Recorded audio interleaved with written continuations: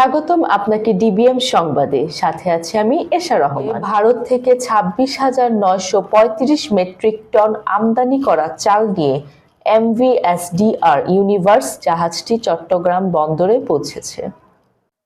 উন্মুক্ত দরপত্র চুক্তির আওতায় ভারতের আন্ধ্রপ্রদেশের কাকিনাডা বন্দর থেকে 26,905 মেট্রিক টন চাল নিয়ে এমভিএসডিআর ইউনিভার্স জাহাজটি রাতে চট্টগ্রাম বন্দরে পৌঁছেছে।